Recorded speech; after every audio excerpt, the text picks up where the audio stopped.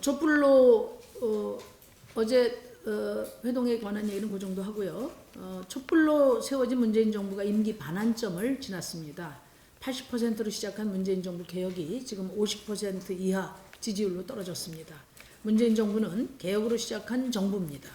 하지만 지금 남북관계는 어려움에 봉착해 있고 민생 경제는 어렵고 또 재벌개혁과 노동 개혁은 지체되고 오히려 후퇴되고 있습니다.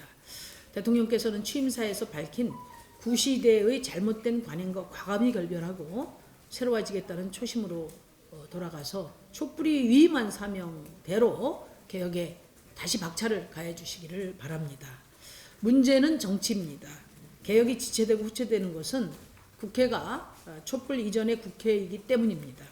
국정농단 책임이 있는 자유한국당이 사사건건 발목을 잡고 국회를 난장판으로 만들고 있기 때문이며 또 거대 양당이 피장파장 정치, 내로남불 정치를 일삼으며 특권 철밥 그릇 정치를 하기 때문입니다. 문재인 정부 집권 후반기 개혁의 성패는 바로 이 특권 정치 구조를 깨느냐 그렇지 않느냐에 달려 있습니다.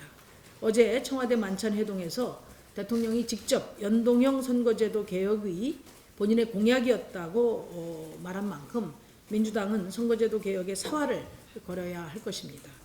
황교안 대표가 자유한국당을 스스로 패싱해 놓고 선거제도 개혁 논의에서 자유한국당을 배제했다고 하는 말에 더 이상 끌려다닐 시간이 없습니다.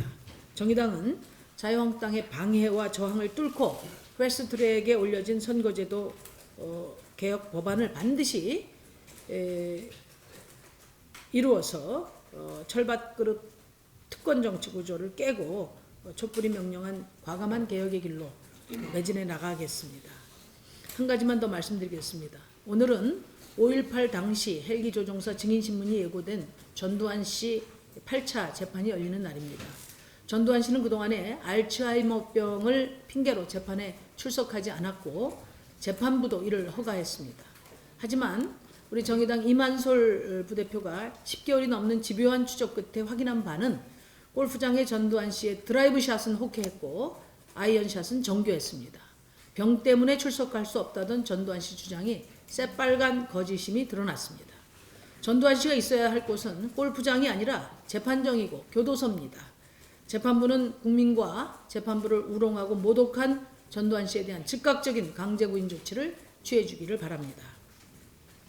또 전두환 씨는 100억이 넘는 집과 최고급 승용차를 갖고 골프를 즐기는 등 초호화 생활을 하면서도 지방세와 국세 수십억 원을 내지 않았습니다.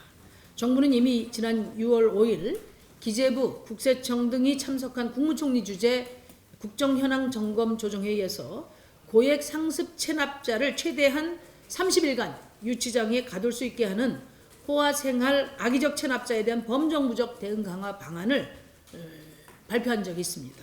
정부는 지금이라도 이 방침에 따라 전두환 씨를 유치장에 구금해야 할 것입니다. 5.18은 우리 역사가 40년 동안 풀지 못한 미중유의 숙제입니다.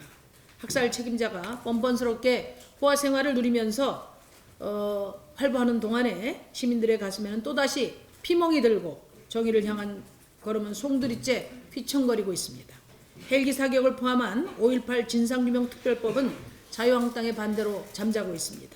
정의당은 5.18 특별법과 사후 재산환수법 제정 등을 통해 시민의 가슴에 총칼을 내리꽂은 학살범죄자를 끝까지 응징해 나갈 것입니다.